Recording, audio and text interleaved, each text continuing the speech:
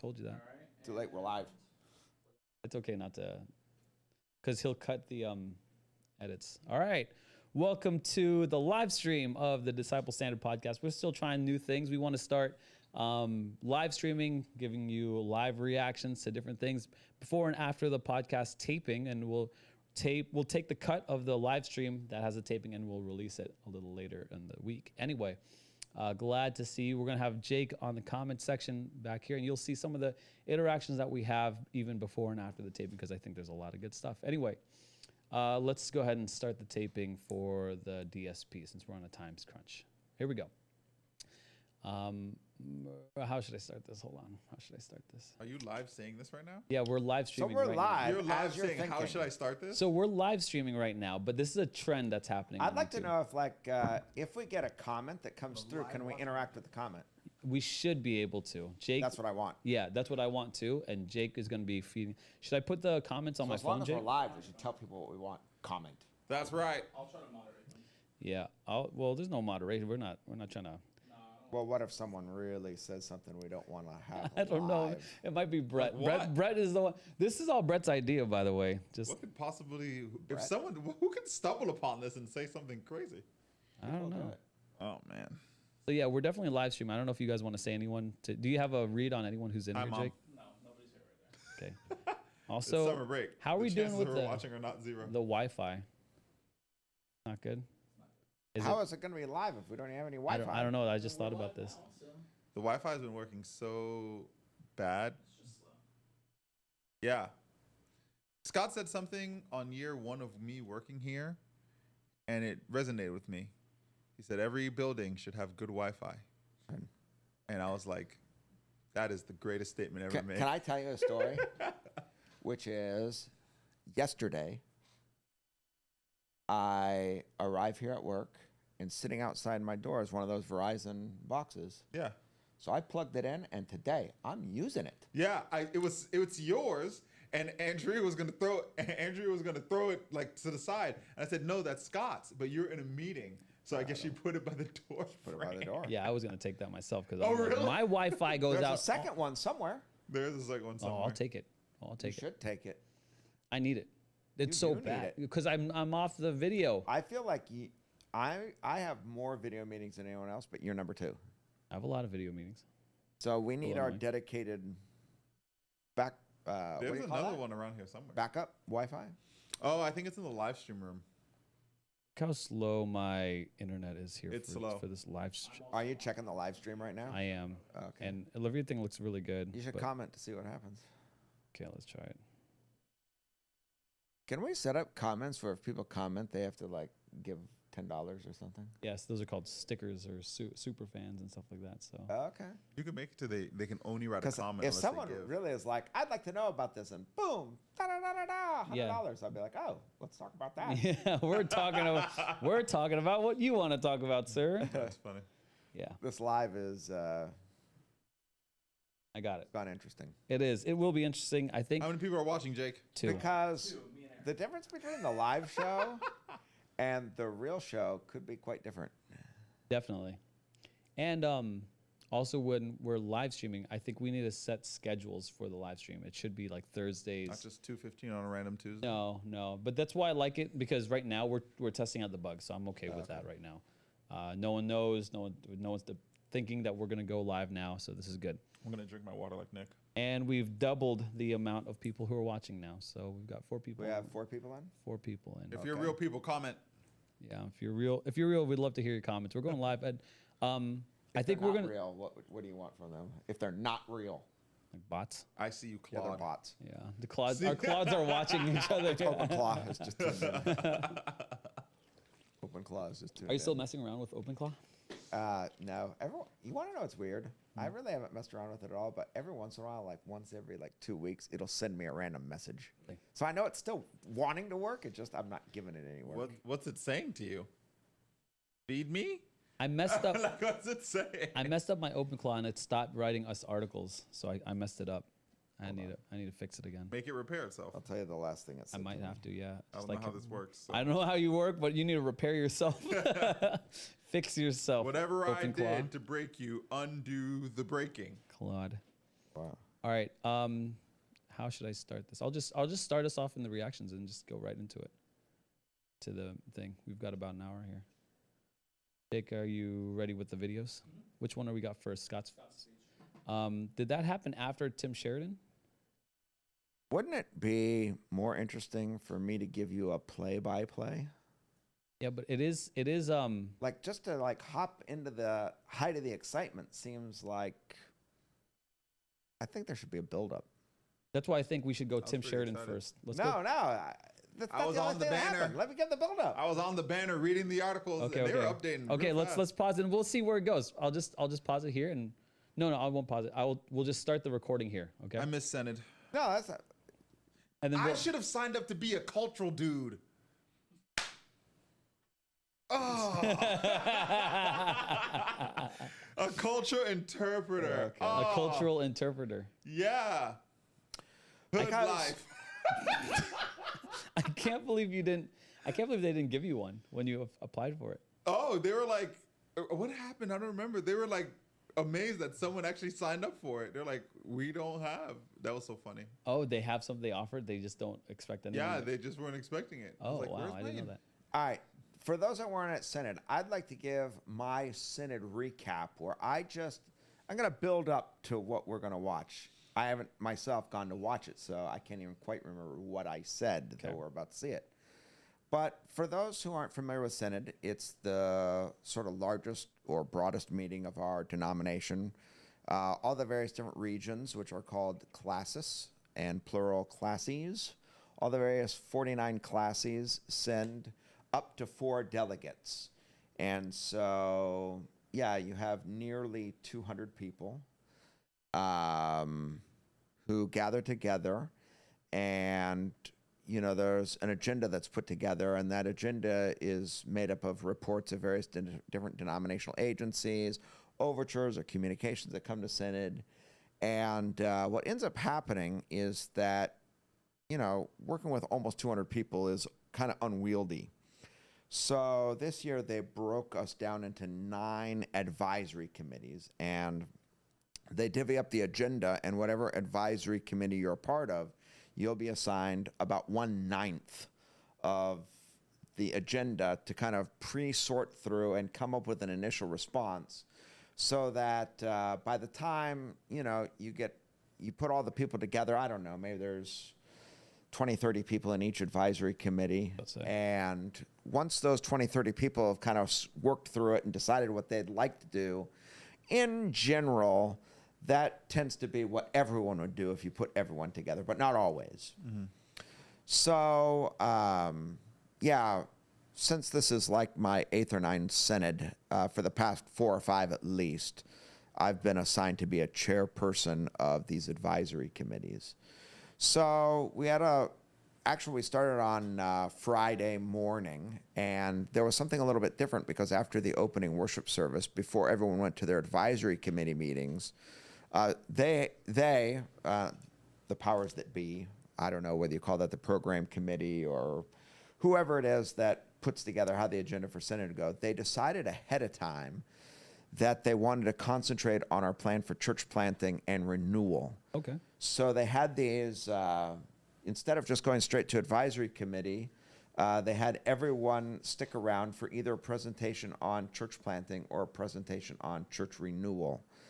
And half of Synod went one way, half of the Synod went the other. Everyone was it was decided ahead of time which one you were supposed to go to. As for myself, I got sent to the renewal one. And so that was the first attempt to get everybody I thought it was interesting because it truly put church renewal and church planting front and center. Before you go do anything else, everybody is going to be about church planting and church renewal. That's cool. Then we went to our advisory committees. I'll say a little bit more about mine in a minute. But then on Saturday night, then they held these plenary sessions where Elaine May and Tim Sheridan and Zach King. Elaine works for Thrive and was in charge of the renewal plan. Tim Sheridan is in charge of church planting for Resonate, and so presented the church planting plan. And then Zach King also spoke just on the state of the denomination. He gives kind of a state of the denomination speech every year. And that happened on Saturday night. And of course, it was all focused on, this new pivot point for our denomination, this new vision, this new mission that we're going to share together. So before Synod ever really passed anything, we had these speeches from these individuals, and that was very well received. I think there was a lot of energy in the room. Standing ovation. Standing ovation. And I'll just report from my standpoint, I was really excited that these things have become front and center on denomination. So there was no way I wasn't going to cause a standing ovation. Yeah. You were. We saw you pop up so fast. Yeah, you were in you were in a bright blue shirt right in the middle. Yeah. And we're like, oh, there, first Okay. one. You guys watched that, huh? Oh, yeah. We watched it. I was determined, like the moment it was socially acceptable, I was going to jump up. Yeah. And How did you feel during, so you had the split with the church planting and church renewal, and then you got these 3 speeches. What was your thought at that moment when you stood up? That's not. I thought this is really unique. I mean, I've been coming to Synod for over 20 years now, and this is really unique that our denomination is really rallying around a vision for mission. It's just a new day. It hasn't happened before. We tend to get lost in the weeds, and we tend to spend a lot of time looking at ourselves. The last few years, we've been in this big debate about human sexuality, and it just, we're real good at that. This is a new day. I think, Zach was talking about it as a pivot point or an inflection point or a turning point. And I think in real time it is. I think anybody who's a church historian who looks back on it will see this as a turning point for a denomination, for better or for worse. Okay, yeah. Do you have any highlights or any concerns that you anything low? Okay, yeah, I'd like to just keep on telling the story here. Got it. So, of course, I'm talking now about the church planting and church renewal. But in our advisory committees, this year I was assigned to denominational agencies advisory committee, which at first I wasn't that excited about. That sounds like a snooze fest now. Well, they all kind of are. Okay. Or could be. But I don't know. I went into it with a little less expectations. I know which advisory committees I prefer to be the chair of. And I'd never even been in this advisory committee before. And there are actually there's 2 different advisory committees that dealt with agencies. And so ours dealt with World Renew. It dealt with, Reframe Ministries. It dealt with the COD and Canadian Ministries. So those were some of the things. And then we had an overture as well that we dealt with. But for the most part, I didn't expect much. But in preparation, one of the things I was really excited about, and since I was the person who was chairing the meetings, that meant I was responsible for making them run, make sure that, I could include as many voices as possible. And I think we had just a really great group. One of the things I was excited to do was Synod itself had made a couple of years ago that we were going to have a focus on prayer. So I was like, Psalms, here we go. Yeah. So I got the opportunity to introduce the South Florida Psalter to everyone. And we did some devotions on Psalm 124 and 129 and 150. And we all listened together, and then I gathered people in groups to sort of talk about it. And I think actually I got at Synod a very strong reception to the South Florida Psalter. So, that might not be a highlight for anyone else, but it is for me. Here at our denominational synod, a lot of people were enjoying the Psalms that we've created and asking questions about them and really interacting around them. So, that's all, I guess all I'll say about the advisory committees. And it just turned out that the way that Synod did its business, it decided to really focus on this church planting plan pretty early on. So on Monday afternoon already, the church planting plan was presented. The advisory committee that went over it decided to just, instead of making other recommendations, just take the report just as it was, which I thought was a good sign. Yeah, It that's wasn't good. trying to make any revisions. It's like, okay, there's a cohesive plan. Let's just adopt it together. What's the plan, really quick? So, yeah, of course, last year at Synod, the motion I made requested the denomination come up with a 10-year plan for church planting.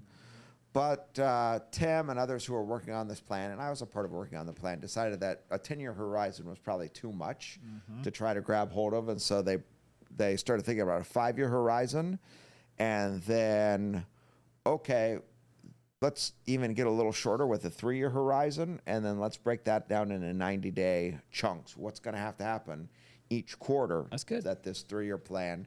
So it's really more, it wasn't just like a vision for church planting. It was actually more of an action plan. All right, Yeah. here's what we got to get done. And of course, I'm fully on board. It really talks about disciple multiplication, leadership development in every classes, leading to church planting. Okay. And I think the other two pieces that I just mentioned are really important because I think, you know, the other thing, it really has a strong emphasis on the gospel, which I like. I think that's actually, you know, you could just pass over that, but I think it's the most necessary part of the plan because the gospel is the power of God for salvation. And I think it tries to get our denomination to rally around and get focused on the gospel. And I would just say, I think it appears that that is really becoming real across our denomination. Okay, that's that a gospel focus has come into view. So, but then this disciple multiplication and leadership development, which is, I think, you know, there's any number of people who are in churches that are like, well, our church isn't going to plant a church. But every person can become part of this plan insofar as they make disciples and multiply disciples and start raising up leaders. Right. So even if you say to yourself, boy, I don't see how our church is going to plant a church in the next 5 or 10 years, that doesn't mean you're not a part of the plan. You've got a big part of the plan. And who knows that a future church planter might be, you know, 15 years old and sitting in your pews, and it's your job to cultivate that a little bit. So the plan was presented, and I think, yeah, a lot of enthusiasm about it. There was no way that I wasn't going to be first in the queue and speak first. So as soon as, like, they're making their presentation, I'm putting my name in the queue to make sure that I'm the first speaker.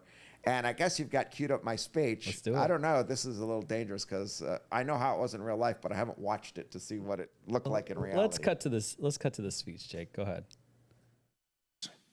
Great.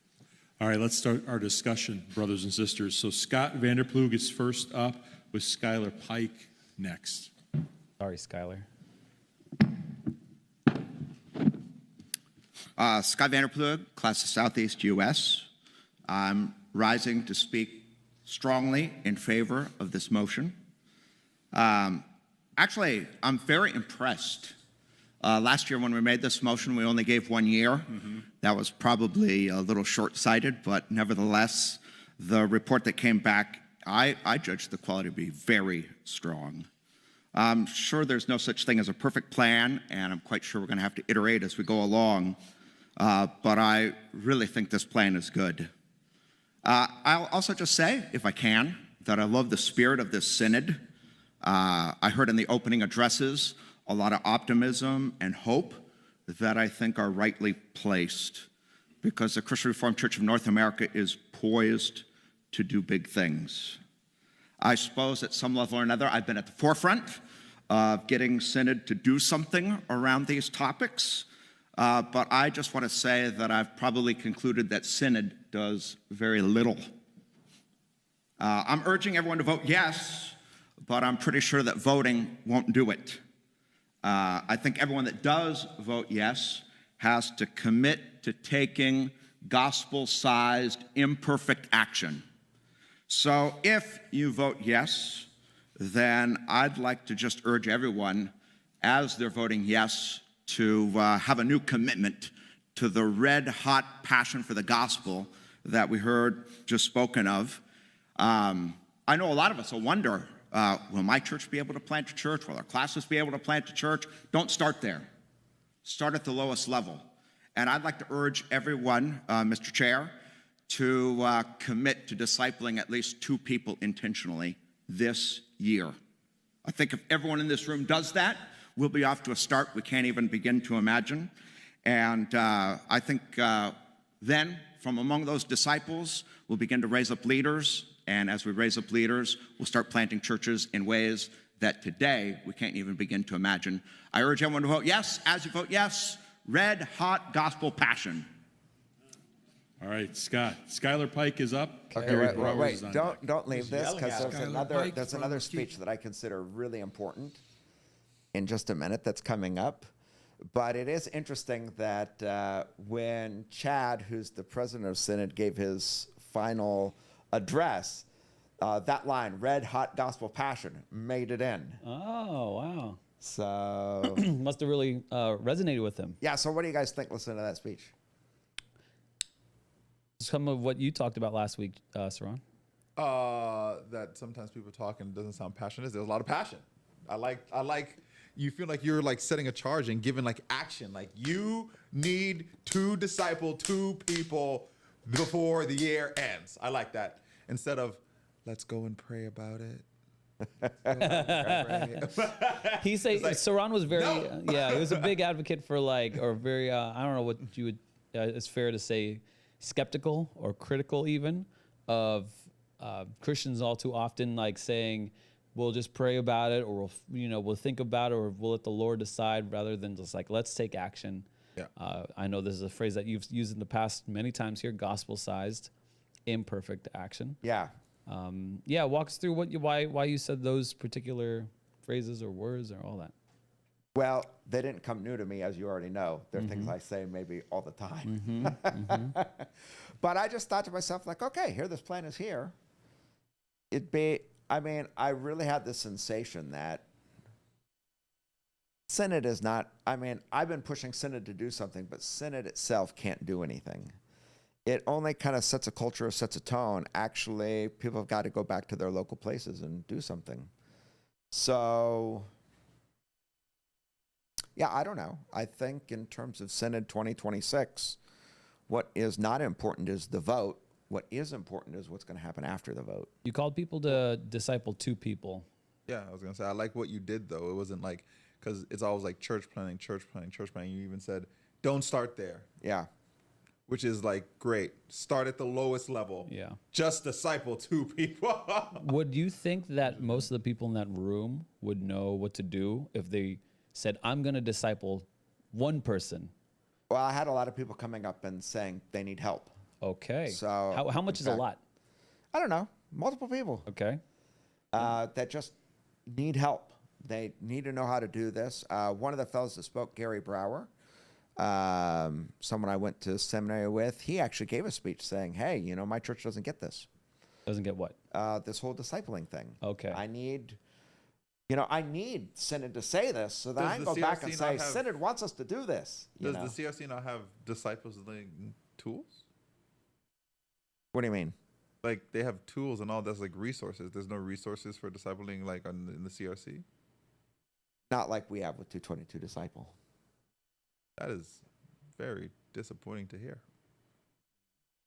I would just feel like as big as they are and as organized as they are, that they would have some kind of, and as much resources, they got a whole resource page on how to properly administer communion with 5 different ways. They don't have a resource page on how to disciple people. That's crazy. Let's talk about this because That's I've been fair. doing a lot of thinking They're about right. this. So I think in general, and it just so happens like we at Sunlight are kind of in time or timely with this. But I think in, let's just call it North American Protestant Christianity, I think the main way we discipled people for a long, long time is through programs. So if you're a pastor, you learn Bible and theology in seminary, but the skill you needed to learn was like how to run life. programs. So, how to run a children's ministry, how to run a youth ministry, how to run adult Bible studies, and kind of like a pastor's job had a lot to do with making sure that you had all these programs running. And I think that was probably like, for many pastors, one of the main skills you needed to have. could you organize, recruit leaders, and run programs? And we assumed that if you ran all these programs, that basically the work of disciple making was being done. I think what the shift has been is people have started realizing, like, okay, running all these programs doesn't really succeed in multiplying disciples and helping people really become red-hot disciples of Jesus. And so I think what's happened, and I really believe that somehow, and just like God's providence or work, especially in our denomination, we are out on the cutting edge or the front edge of this new wave, which is the development of intentional relationships that surround the gospel, and this kind of one-on-one kind of transferring the faith from one person to another, but not only that, teaching them to be able to transfer their faith. I think that's something that is relatively new in our denomination. I think if you kind of talk across the denomination, people are aware of maybe, okay, all my life was trained to run programs, but now I've got to learn how to get a discipleship movement with one-on-one relationships going in my congregation. I don't think the denomination hasn't created the resources for that.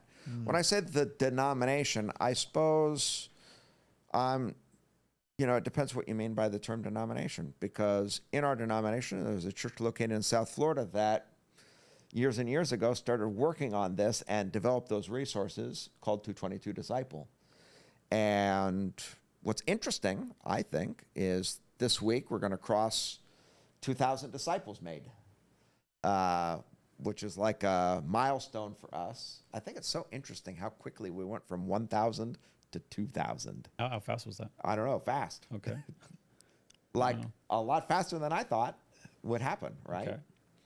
We could go back and look at the time, when it was that we crossed 1,000. But I think most people in our congregation will remember that, because definitely we were doing our multiply minutes when we crossed 1,000. Like, oh, here we are at 2,000. Yeah. So it'll seem an even shorter time. We'll be like, oh, we're at 3,000. But anyway, I think what's happened is, and this is represented on the floor of Synod, there are a lot of delegates who are at Synod who have gone through 222 Disciple. A lot. And so I think all those delegates are really behind this too, because they know exactly what's meant by this disciple multiplying movement. They've been through it. They have disciples of their own. Correct. So, yeah. Correct. So, and not only that, but they're going around talking it up with everybody else. Right. So why don't they just add it as a resource on their page? Well, they may. Who knows? Let's see. That could happen. So I would say at this point, there's sort of like this unofficial resource. Anyway, okay, would you just scrub forward? I'll know when I see what I want to see. I think there's another speech that I would take as the next most important. Not Gary, although I just mentioned that. This guy, Brandon. No. That's Joe. No. Yes, that speech. Go back to the beginning. Let's hear Chad call on him. I want you guys to react to this speech. Go ahead. As strongly as I can. I was at Synod 2020. Yeah, just go back. Yeah, finish the last speech. God's judgment, both in this life and in the life to come, is based on this gospel testimony. This is the gospel that creates the heat, that makes the steam, that makes all these gears turn. And without this gospel at the heart of all these things, I'm afraid none of this is really going to make that much of a difference. So you got the So I would commend us gospel-centered all flair to here for this guy's speech. gospel. Yep, Thank you. Thank you, John. that was good. But now Brandon, the speech. and then Ken Benjamins is next. Thank you, Mr. President. Brandon Hahn, Classis Granville. And I speak in favor of the motion as strongly as I can. I was at Synod There I am, right next to 2023 a few years ago, and if you remember, there were just a few things going on that year. But one of the things that was going on was there was an overture from Classis Southeast about reversing membership decline. And I remember my brother Scott here, who I barely know, getting up and saying, "This is why I'm here." And I remember thinking again, this is why you're here? With everything else going on right now, this is why you're here? And then so fast forward to this past year, there's this conference down in Florida, and there's this audacious goal to plant, 1,000 churches within the next 10 years? Yeah. And I remember sort of rolling my eyes as soon as I first heard that, kind of cynically, like, yeah, right, and doing the math, and that's 3 churches for every classis every year, and good luck with that. I am so done being cynical. I have experienced our denomination the last few years as a low trust, low hope community. And I have been aching for something to trust in and to hope in and to rally around. And reading this report felt like that. I am done being cynical. I have lots of questions about what this could look like and how it will work and how our church and our classes and I myself can participate and how we do all of this. There's lots of practical questions. But I am done being cynical. I think this needs to happen. I speak in favor of the motion. Thanks, Brandon. Ken Okay. Benjamin. I'd like to get your guys' reaction to that. I thought that was maybe one of the most significant speeches. I think I'm numbed by crazy numbers from working here. like 1,000 churches. I'm like, yeah, okay, sure. That sounds doable to me. That doesn't sound impossible to me. And he came to the conference. He's like, yeah, all right. I'm like, I don't know. It's funny you say that because, I kind of share that sentiment. Like, if I listen to his speech, I've never felt like the CRC is some like low trust. I'm cynical. We're not, no hope, no.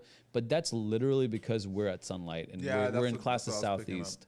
Like we're like just not at Sunlight. Southeast is not like that. Like we're like, yeah, what? It's so great that we got I forget now, a Haitian translator and a Spanish translator into a preacher license to exhort or some nonsense, right? Like we were growing, and I'm saying we because Classis Southeast is growing so many leaders that you got to translate the translator into the translation. Like there's 3 languages that you got. So when we start to see this stuff, I'm like, yeah, this is normal. This is normative. Like this hope or this movement or this action is normal for us. And I'm used to it. And I'm not even scared about like 1,000 church. But then when I hear him, and I hear like, okay, sadness. Yeah, man. Dark times. Yes, dude. I hear sad, and then But like it was like that when I was there. But before, right? This is before. This is not his particular, but like he's echoing what I was just maybe not aware of in the denomination. And so when he says this, part of me is like, yeah, about time. But the other part is like, man, what have they been?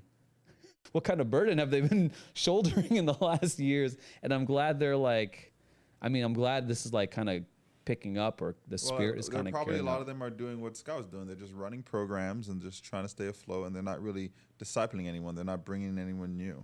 Well, you know what's funny, when you run a program as a pastor and you run these programs, really the only discipleship that you're doing is the person running the program.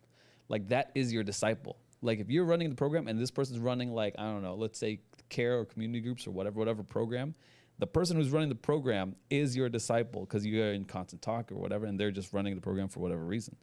But for that guy in his speech, it's super, brings awareness to me about the rest of the denomination and like what they have to overcome mentally, even culturally or historically or whatever it is. Like they were just cynical this whole time. That's why there was so much pushback.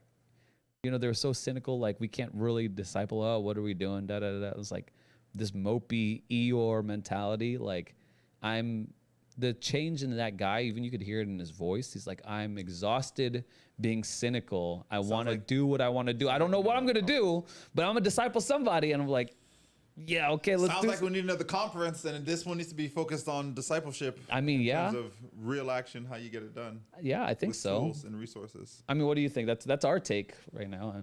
Well, I just thought like he channeled a lot of people's voices. Yeah. Yeah. I thought it might, from my standpoint, be the sticking line of Synod. I think maybe my red hot passion for the gospel is up there. That line stuck a little bit too, but I think I'm done being cynical. done being cynical. I think there are so many people who had a kind of cynicism toward our denomination who are just ready for a positive hope and optimism about what God could do. What do you think added to that? Like, probably I could take stock of, he said the report, but I would think that Zach King's speech and Tim Sheridan's plan and Elaine May's thing, like it seemed like a cohesive There was front. a positive atmosphere. Yeah, and because these are the leaders of churches, right? And people back to their congregation, they need it from somewhere, right? They need it from their, Zach King and all that. So, yeah, I don't know. It's so, I feel like a baby in a bubble over here. Like, yeah, let's just keep going. I don't know. What do you think about Zach King's speech? Loved it. Yeah, it was all about. I mean, he called it back to, I guess, 10 years ago or whatever it is, and I think that mattered a lot. Actually, we covered that. I think that, his leadership and him stepping up into it is like, it matters a lot for sure. When people, You guys talked about that last week. we did, yeah. Tim Sheridan, Zach King. Zach King sharing, his Antioch moment speech and all that. So, Project Antioch. So yeah, where do we go from here? Like, what do you think is the next steps for the denomination? When they left, what's everyone talking about? What's the scuttlebutt? How to make disciples? How I would assume. I think maybe that's probably the first 90 days. I think a lot of from them are Tim's ready to plant standpoint. churches, right? What really needs to happen is there needs to become, for the whole denomination, a good model in a classes or two where disciple multiplication is happening. And I think our classes obviously is going to lead the way in that, because that's something that's become, like you said, more normal here. It's Normal. just kind of like what we do. Like on our church staff, I think we all have a requirement with each other, at least 2 people a year. Yeah. You better be discipling 2 people. And those people better be discipling people. And I think that's not normal in a lot of places. In fact, just because we have it up, skim back to my friend Gary. I'll show you where it is. MDLC No, a little conference further back. seems A little like it further should happen. back. That's Gary. So go to the beginning of his speech. There we go. Joe Sanderlin. No. Gary Browers, class of Central Plains. I speak in favor of this motion wholeheartedly. I love the energy that's building in our denomination towards this. This is wonderful. I guess I want to give a little bit of feedback or some suggestions of what we need out on the ground. Beginning with, what do we mean by discipling? And I think that goes to what we were just talking about. What, does discipling include evangelism? I think the other part that I'm not hearing enough of is that we're making disciples who make disciples. It's that next generation. And I think a 225 disciple at least leader. Got it. Oh, keep going, keep going. in conversations at our church, we talk about discipling, we talk about disciple making. That includes so much. It includes Sunday school and youth group and GEMS and cadets, and that's wonderful. And I think sometimes it's really easy for us to kind of take the low-hanging fruit, say, yep, we've got a Sunday school, we're discipling our children, we are done, we've arrived. And we haven't arrived. There's more that needs to happen. We talk all the time about, we want our adults to also be growing in the faith, and what does that look like? And so I think just, recognizing what we talked about at the round table the other day about people sharing their lives with people and having them come in and see what it looks like to walk in faith and to experience failures and to do all of that. I also want to ask for help with communicating to our congregations. I love the challenge that Scott provided. But again, at the round table, it was recognized that this needs to be more than clergy-led. It needs to be laity-led. It's really easy for us, professionals who've been trained to make it look easy, and people are like, I can't do this. And so then pastors get ignored. But when real people talk about making disciples, people listen and they think, oh, maybe I can do this. So I guess I need a little bit of help in bringing this to the laity, and I think one of the primary places is through the classis. I think that was mentioned already. We will bring that to the classis, but I think it would also be wonderful if the denomination also didn't just mail something to the classis or suggest something, but maybe gave some strong direction. Classes, you need to be working on this. If this motion is passed, then classes, you got to be working on this. Synod said so, and we'll come along and we'll agree, and they'll hear it from both sides, and so just help us to build this atmosphere, this culture. Okay, so what'd you guys hear there? So I'm getting a feedback from our comment section. Brett is saying there's a revival feel to it, the strong desire to take our faith serious. Yeah. I think that's certainly the case there. All right. I think he's right. I mean, there's he spurred a couple questions in me that I want to ask you, but essentially, yeah, I mean, it's got to be laity-led. It has to be. We can't just be the, whatever, people on staff or whatever. So, What's a ladle? ladle? What? What did you just say? I said ladle. Ladily? Yeah. Laity? Yeah. What's that? No, I said ladling. So clergy would be ordained pastors. Okay. Laity would be everyone else in a church. Ah, milady. Okay, that's good. Okay. So, yeah, I mean, that's he's 100%. He's 100% on that. But It just sounds like we gotta dust off the MDLC shirts and get started. Sounds like the conference is happening, and You it's wanna do happening right after Fall Festival. You want to do a conference this year or next year? It seems like it has to happen this year because it seems like there's no resources for discipleship and people need direction. Yeah, we probably should think about it. I haven't thought about it yet. Still recovering. Put a comment in the comment section down below if you want to hear it. All right, I got a couple, I guess sources or people, and I need you to give your opinion on what they should do to contribute to this movement of discipleship or church planting or this new vision. Okay, so let's just start. Classes. What should classes do? What's their role? What's their part to play in this movement, new vision? Okay, that's a great question. So, just for those who are listening and they don't know what a classis is a region, and inside of that would be a number of churches, Christian Reformed churches. So I think classis should be a place where a conversation happens. All right, everybody, how are we going to organize and how are we going to do this? I think probably what needs to happen is there's an assumption that everyone knows how to make disciples, and that disciple multiplication is going to happen at every church. A lot of classes may have to admit to themselves, wow, we don't have this happening in our churches.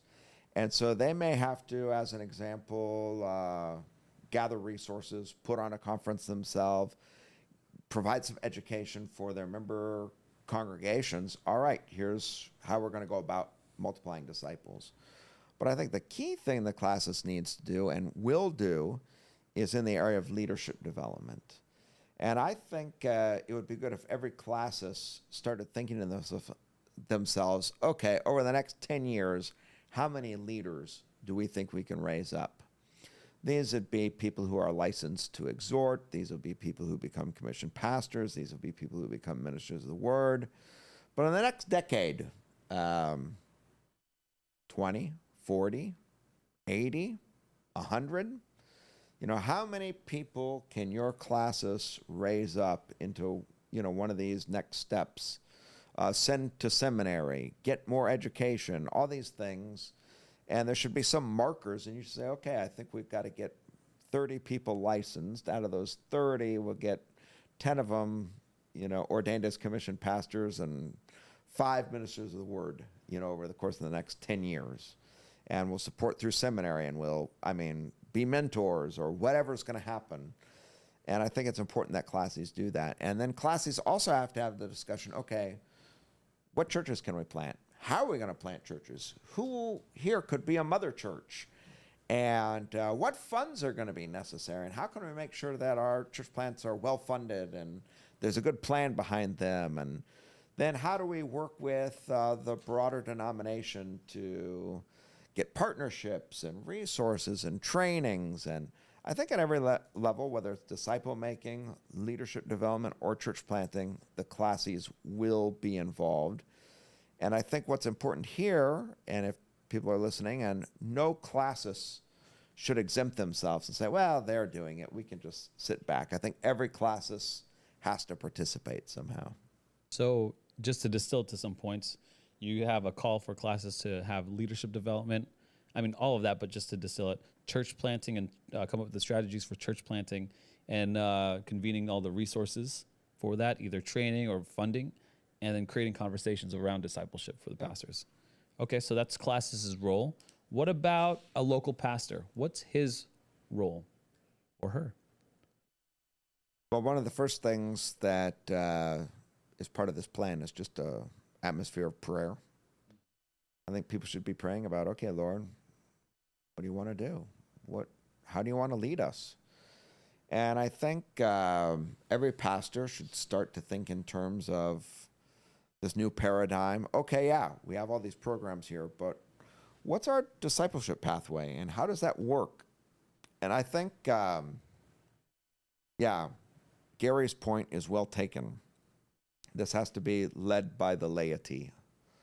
But I think truly pastors are the ones who are going to get that movement started in their own congregation. And so, do you need training on one-on-one disciple making? If so, get it. Mm-hmm. If you already know what to do, begin. If you've already begun, keep going. Yeah. And I think really working on this, I think that's a big deal. Okay. So we went classes to local pastors. What about church staff? I could say children's director. I could say even worship director. What would their roles be? What would you like to see surround? All hands on deck. Okay. You should be encouraging your volunteers to do discipleship. Okay. How do you do that? Making sure my disciples are my volunteers have all done discipleship. Okay. Just so or not they actively do it, or they reach out and have asked to start it. And I think the only one right now that hasn't really finished is Woodiness because he lives far. Do you have a like parameters that anyone who's listening to could kind of take or borrow? Like, you got to be discipled to be on the band or something? Yeah, we've talked about this before in a previous episode, and my parameters are a little strict, which some people don't like. But that is like you have to you have to be in discipleship, you have to be a member, stuff like that. Okay. And so, yeah, is that too low? Is that too high? I think all hands on deck. Okay. Now, what if you're just a person just coming to Sunlight? All hands on deck. Even just a lady, like what should they do? Is it? I'm so sorry. Is it laity? Laity. Laity. Laity. Okay. No, milady. Sorry now. Laity. Okay. So some person, the ladily, comes in and...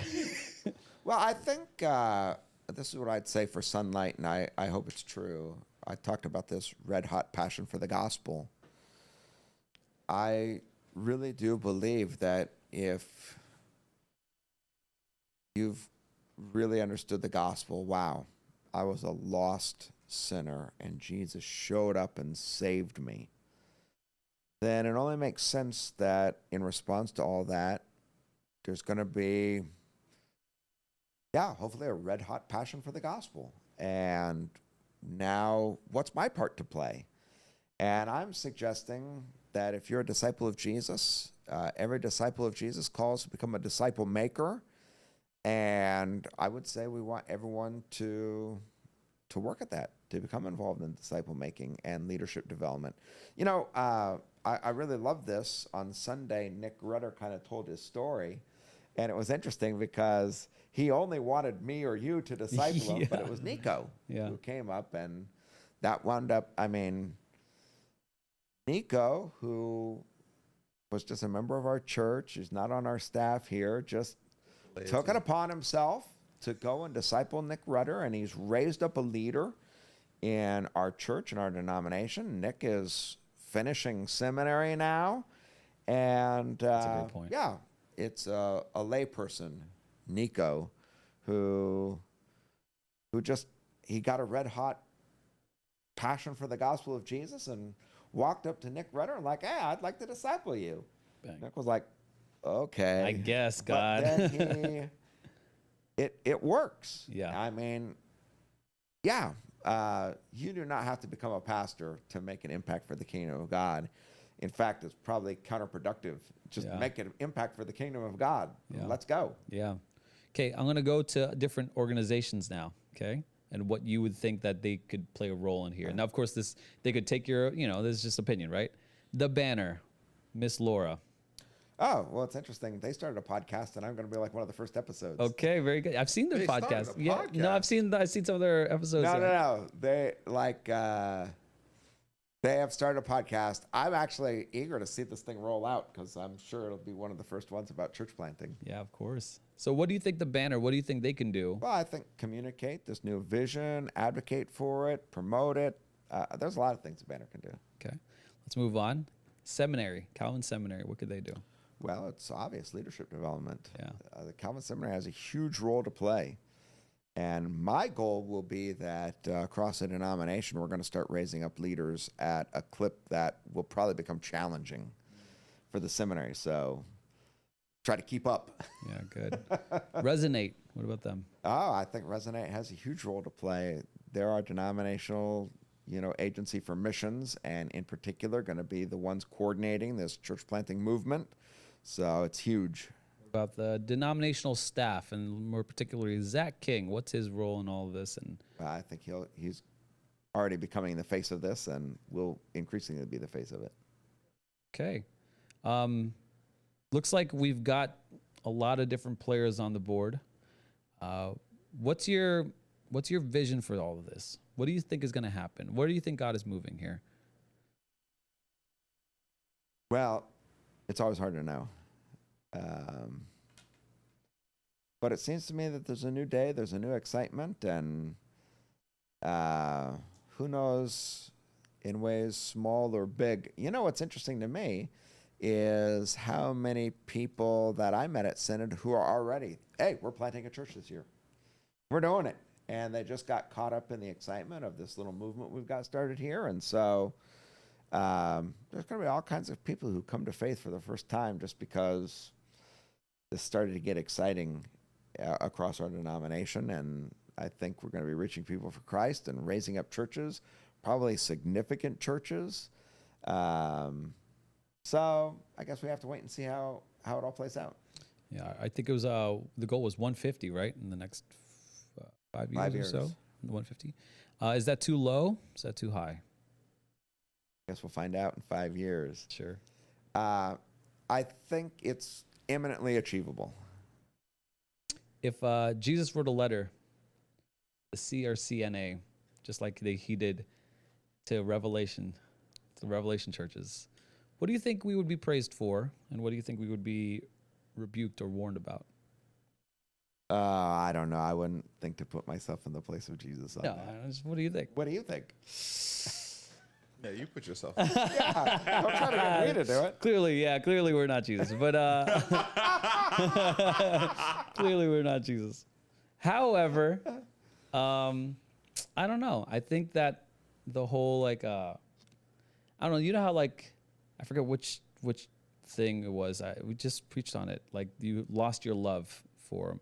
I think it'd be good to say wow, you found your love. Okay. Maybe the opposite, oh yeah, gospel, discipleship. You didn't get caught up with all this political debate anymore. That's I think that'd be cool. I think that'd be a good praise. I think it weren't so high stakes that this has got to be a letter from Jesus or be equal to Scripture.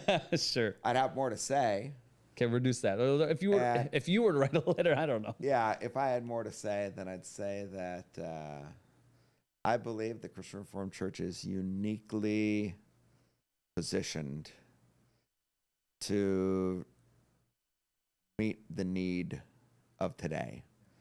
What I mean by that is we have a robust articulation of what it means to be a Christian that I think is going to be helpful to secular people today who, yeah, I mean, people are lost and they need someone to come and present the gospel in a compelling way.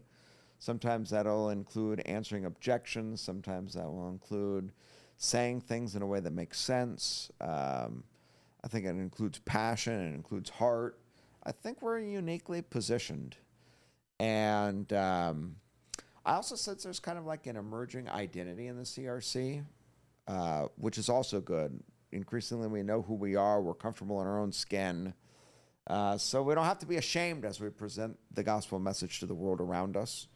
We can do it in a compelling way. So that's my thought, at least, or my hope, is that God will really use who we are and who we've become for his purposes in a very rich way as we move forward.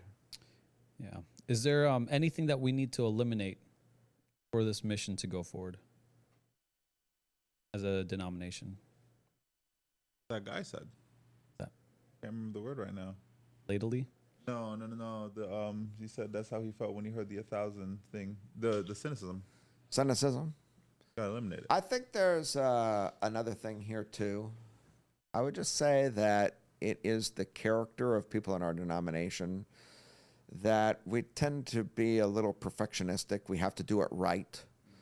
I think if I would say something about our denomination, we tend to be a little too academic. I don't think that's a bad thing. We're a denomination that really likes to think through what it means to have faith in Jesus and what it means to be a Christian. But the academic model, when you're in school, you don't really do anything till you can get an A. So you study hard and you make sure before you write this paper, you're going to get an A before you write it. I think innovation works differently.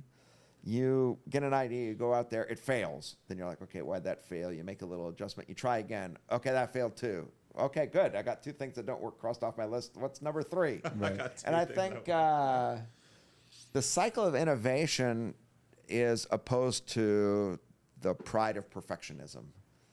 And so something we need to let go of is, hey, we can do things and turn in a D effort and feel good about it. Why? Because we just emerged out of the F category and we're moving toward the C's. Right. And maybe I shouldn't put in those academic terms because that's maybe been, at least from my standpoint, part of the problem. But I think, we have to be, and this is what I mean by gospel-sized imperfect action. Hey, we've been redeemed. We've been fully embraced by Jesus. He's calling us to get to work in the world. If we don't do it perfect the first time, it's okay. Jesus was perfect in our place. Yeah. So we can go out there and try something and then get better at it as we go. So I would say we probably have to let go of cynicism, yes, but perfectionism also. Will we ever plant the perfect church? Probably not. They're all going to be imperfect, but let's take imperfect, gospel-sized action. That's right. Yeah. Red-blooded? Red hot passion. Red hot passion for the gospel.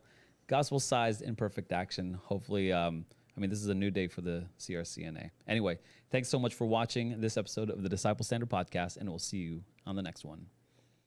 Okay, there is the taping of the DSP. Was Brett the only comment? Brett is commenting. Yeah, Brett's commenting right now. He said it's a good one.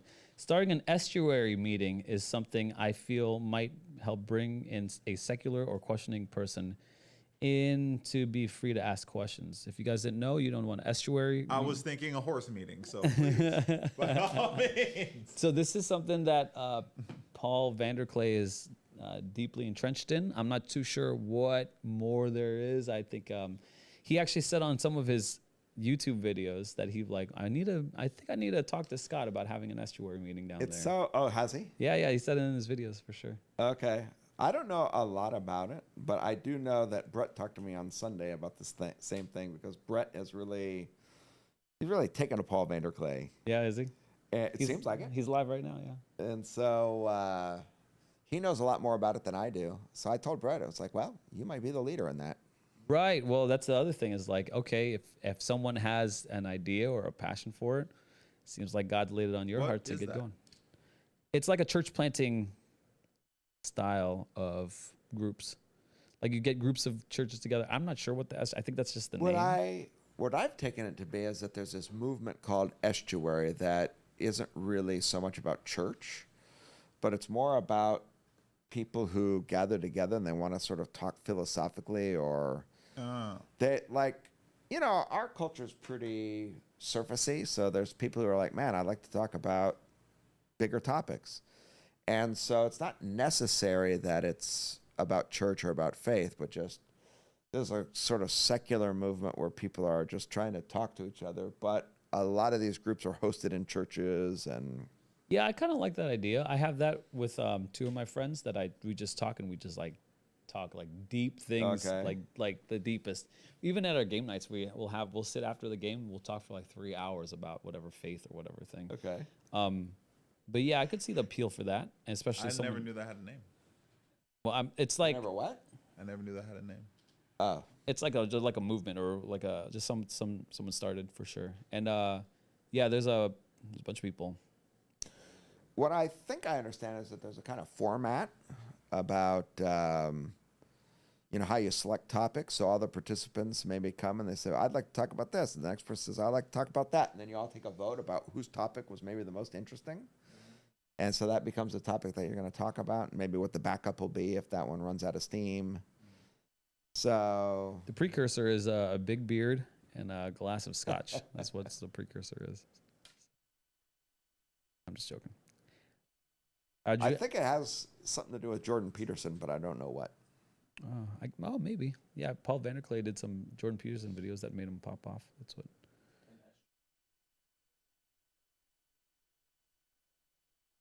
Okay. So that might be where it comes from. Oh. Meeting two.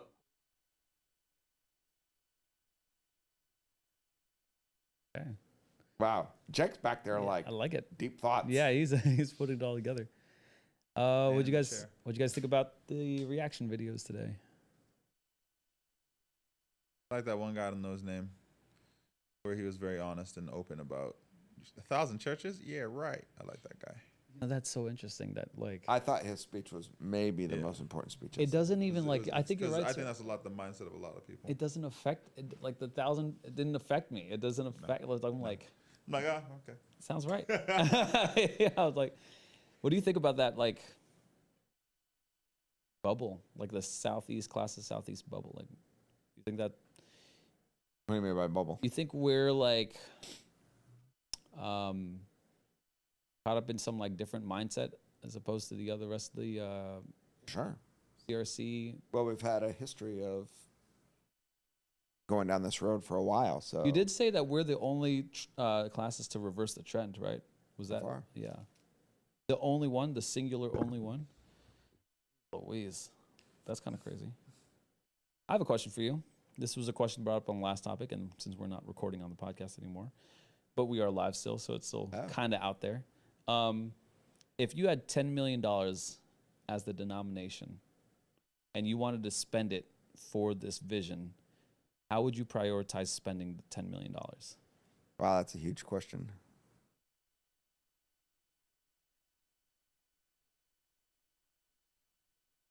Where would it go first?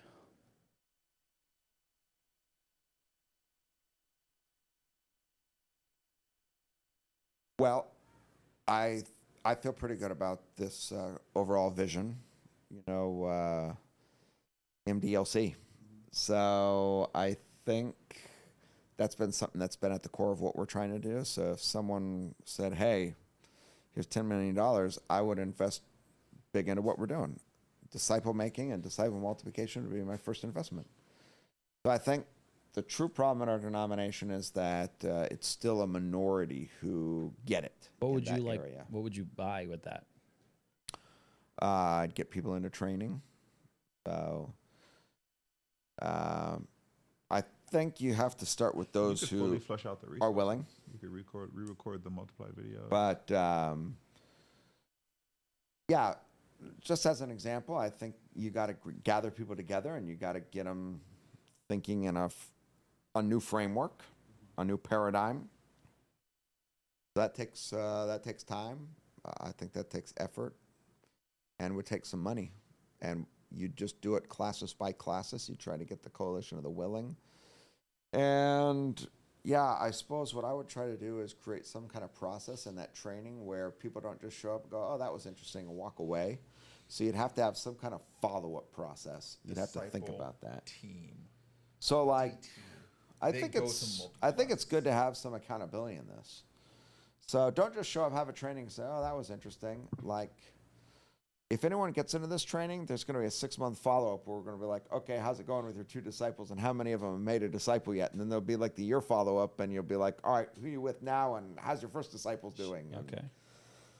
I think you would have to set that up in such a way that it's not just information, but transformation and accountability. Well, Thrive had that one thing we went up to Orlando for, right? Yeah, The Something like- tone. Something like that. no. I think that was a one-off, and just everyone came and talked and left. That was their gather initiative. It was a lot of listening, but there was no, I don't know. So if someone put me in charge, that's what I would want to work on. Make a crack. And then crack team. I think leadership development would be next. Like there's no point in trying to invest a lot of money in church planting when you don't have any leaders to plant those churches. So Scholarships. once you got that far with all this leadership development, then I Keep guess scouting. after that I'd point myself toward church planting. So EMDLC, there it is. I'm bought into that. So that's, someone gave us more resources, I'd spend it on that. Yeah. I wouldn't try to come up with something new because I think we already kind of have gotten on to what we need to be doing. Yeah. That time. 3:30 Did now. you have an idea? Oh, I got to go then. Yep, it's 3:30. I'll see you guys later. All right, back to the live stream here. It's just me. I don't know if Saran, are you headed out? Yup. I'm gonna address any comments here. It's just Brett. Okay. Crack squad. You make a crack squad, you call it the DT. They go to multiple classes, they see the process that they already do for discipleship, and they help coach them through that. And they do the same thing, hold them accountable, and they get all their names on the thing and say who, and then they check back on them months later and say who have you discipled, and they go to every single classes and share the resources. You put it in their hand. You do the Tom Crow method. You lead the horse to the water, and you open its mouth, and you shovel the water into their mouth. This is exactly what I'm talking about when like Saran is like a translator, a cultural translator. What do you mean? This is like the exact same thing you just said is like Scott just described. Yeah, but his was... And then it was like, okay, how would Saran translate the exact same thought and idea? Crack squad. Crack squad. Shovel it into their mouth. Literally. You want to be cynical? Not at my classes meeting where we're going to talk about discipleship. Yeah. Anyway, I think that'll be cool. A team of people that just go around. Basically what Thrive would did, you but- want to do it? Huh? Would you want to do it? I would do that. Yeah, be the crack squad. I would be a part of the crack squad. You go fly out to California and do this. I love talking to people. Tell me to talk to people about something that we're doing at our home church. Yes. Thank you, Jake. What are you talking about? 100%. I would not have a problem with that. Not at all. I wonder if I we could- think multiple people wouldn't have a problem with that. What if we get $10 million to like? somewhere- Here's how we do it. Here's how you run it. I don't know. Here's how you open up a conversation. Who would you? Sometimes when you meet with the people for discipleship, you just talk about their life. I Who think would that's you very put in the important. crack squad? Can't be anyone on staff. Ooh, can't be anyone on staff? Yeah, Sorry, Kelsey, you gotta go. Kelsey, my wife. No. Aaron's got 5 kids at Yeah, home. what are you doing? No. Chelsea would be good. Let's see. Who would I put not on staff?